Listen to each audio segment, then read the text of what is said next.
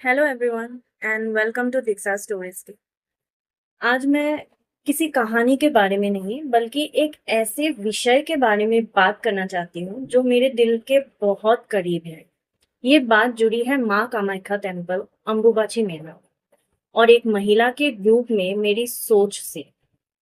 So guys, basically मैं असम से belong करती हूँ और नॉर्थ ईस्ट के कल्चर, ट्रेडिशंस और स्पिरिचुअल हेरिटेज के बारे में बात करना मुझे हमेशा पसंद है। हर साल अम्बुबाची मेला के दौरान ये माना जाता है कि कामाख्या टेम्पल में माँ कामाख्या रहस्यवाला अवस्था यानी पीरियड्स के समय में होती है। इस दौरान मंदिर के द्वार कुछ दिनों के लिए बंद रहते हैं और इसे शक्ति, सृजन और नारी तत्व के सम्मान का प्रतीक भी माना जाता है। जब मैं इस विषय पर, इस सब्जेक्ट पर पढ़ रही थी, एक सवाल बार बार मेरे मन में आया।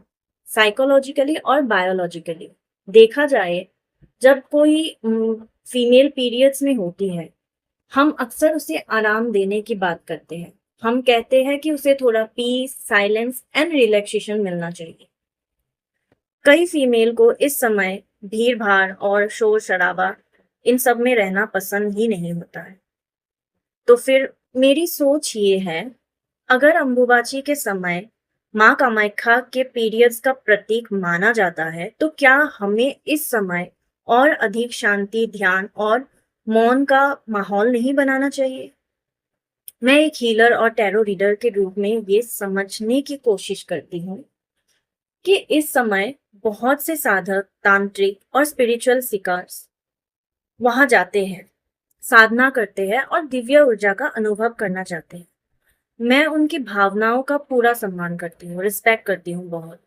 लेकिन कभी-कभी जब मैं वीडियोस देखती हूँ, वहां पे जैसे भीड़ का शोर सुनती हूँ, तो मेरे मन में ये एक सवाल, ये क्वेश्चन हमेशा आता है कि क्या इतनी अधिक आवाज, शोर शराबा और उत्सव का माहौल उसी सिंबोलिज्म के साथ मेल खाता है जिसे हम माँ के विश्राम और शक्ति के रूप में देखते हैं? क्या साधना और भक्ति कभी कभी शांति में और गहरी नहीं हो जाती? क्या हम साइलेंस पे साधना नहीं कर सकते? ये मेरी व्यक्तिगत सोच है। मैं किसी की आस्था या परंपरा, इन सब में सवाल नहीं उठाने। हर व्यक्ति की अपनी भक्ति और अपना नजरिया होता है। लेकिन मुझे लगता है कि कभी-कभी सबसे गहरी प्रार्थना शोर में नहीं बल्कि मौन में होती है। आपका इस बारे में क्या विचार है? क्या अम्बुबाची मेला के दौरान हमें माँ कामाख्या के प्रति अधिक शांति और मौन का माहौल बनाना चाहिए, या फिर ये उत्सव और जश्न की तरह, मतलब भक्ति का ही रूप है?